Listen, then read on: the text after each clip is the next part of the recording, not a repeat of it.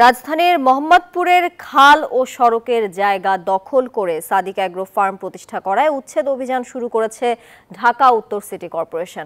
বৃহস্পতিবার সকাল 10:30টার দিকে উচ্ছেদ অভিযান শুরু করা হয়। কর্মকর্তা বলেন, সাদিক অ্যাগ্রো রামচন্দ্রপুর খালের জায়গা ভরাট করে খামার করেছে। রাস্তার জায়গায় বেড়া দিয়ে গরুর অবৈধ হাট বসিয়েছিল। এর আগেও তাদের নোটিশ দেওয়া হয়েছিল, কিন্তু খামার কর্তৃপক্ষ এসব কোনো বিষয়ে তোয়াক্কা করেনি। সম্প্রতি ওই খামার নিয়ে যেসব সমালোচনা হচ্ছে, এর সঙ্গে এই অভিযানের কোনো সম্পর্ক নেই বলে জানান ঢাকা উত্তর সিটির প্রধান নির্বাহী কর্মকর্তা মীর খায়রুল আলম।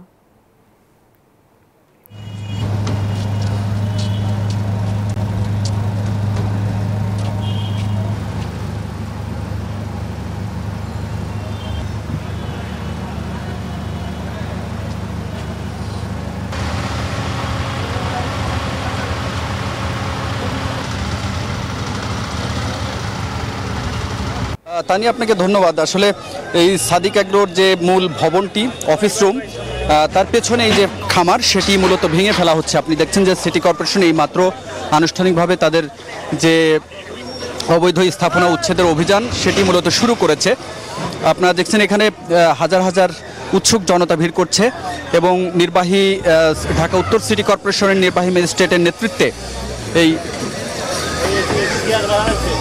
অবৈধ যে স্থাপনাগুলো রয়েছে এখানে, সেটি দীর্ঘদিন ধরে অবৈধভাবে এখানে তারা দখলদারিত্বের মধ্য দিয়ে ব্যবসা বাণিজ্য পরিচালনা করে আসছিল। এবং এখানে যে রুমটি এখন ভাঙচুর চলছে তার পাশেই কিন্তু যে 15 লাখ টাকার যে ছাগল কাণ্ড নিয়ে যে আলোচনা সমালোচনা ঝড় সারা দেশে শুরু হয়েছিল, সেই ছাগলের খামার এবং গরুর খামার এর পাশেই। এবং আপনি দেখছেন যে মূল যে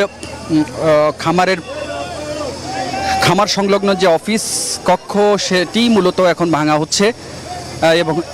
এবং এখানে এক ধরনের ঝুঁকিপূর্ণ তো বটেই, কারণ এখানে বৈদ্যুতিক তার রয়েছে। যদিও সিটি কর্পোরেশনের ইলেকট্রিশিয়ান যারা রয়েছেন তারাও কাজ করছেন এবং তারা যে বৈদ্যুতিক সংযোগ সেটি ডিসকানেক্ট করেই মূলত কাজ শুরু করেছে, আমরা যতটুকু শুনতে পেরেছি।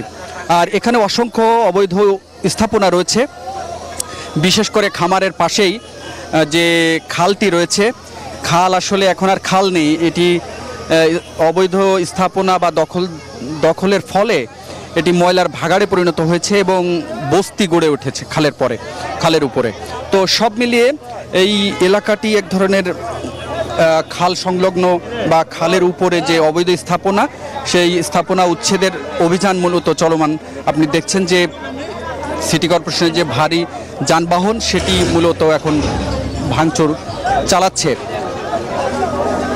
বলে রাখি যে এখানে সিটি কর্পোরেশনের ম্যাজিস্ট্রেট রয়েছেন, তিনি কথা বলছিলেন।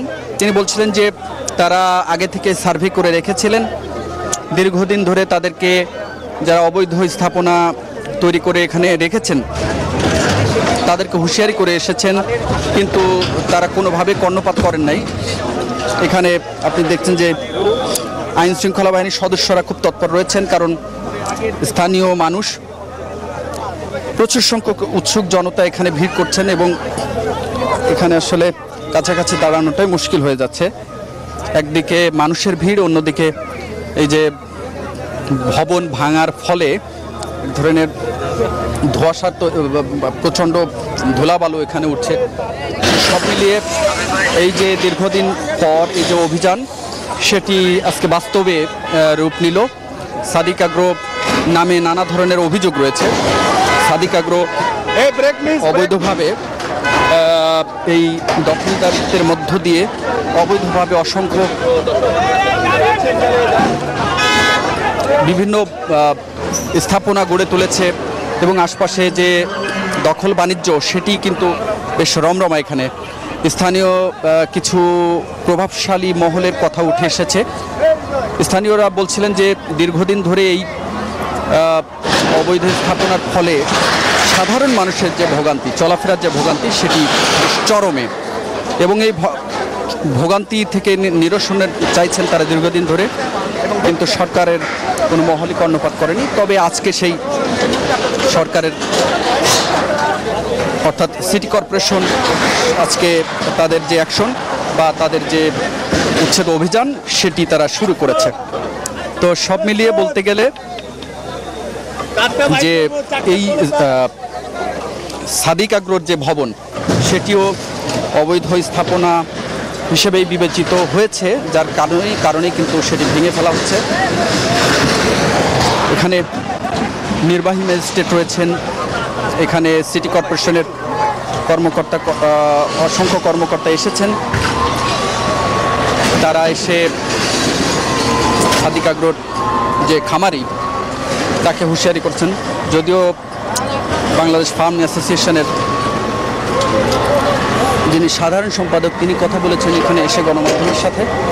তিনি বলেছেন যে সাদিক আগ্রো অবৈধভাবে গড়ে তোলা হয়নি, তারপরেও আমরা দেখছি তার সেই দাবি আসলে ভুল প্রমাণ করে সব কিছু গুড়িয়ে দেওয়া হচ্ছে। সাদিক আগ্রোর যে মূল ভবনটি বা অফিস কক্ষটি সেটি একেবারে গুড়িয়ে দেওয়া হচ্ছে এবং তো সব মিলিয়ে আপনারা দেখছেন যে এখানে বেশ চাঞ্চল্যকর একটি পরিস্থিতি তৈরি হয়েছে। এখানে উৎসুক জনতা ভিড় করছেন, গণমাধ্যম কর্মীরা তো রয়েছেন। এখানে অবৈধ যত স্থাপনা রয়েছে খালের অবৈধ জায়গা দখল করে সেগুলো সবগুলো গুড়িয়ে দেওয়া হবে বলে নির্বাহী ম্যাজিস্ট্রেট আমাদেরকে নিশ্চিত করেছেন। তো সব মিলিয়ে এটি বলতে হবে যে এখানে দীর্ঘদিনের যে অবৈধ স্থাপনা গড়ে তোলার যে সংস্কৃতি সেটি থেকে বেরিয়ে যে ঢাকা সিটি কর্পোরেশন ঢাকার যে পানি নিষ্কাশনের অন্যতম মাধ্যম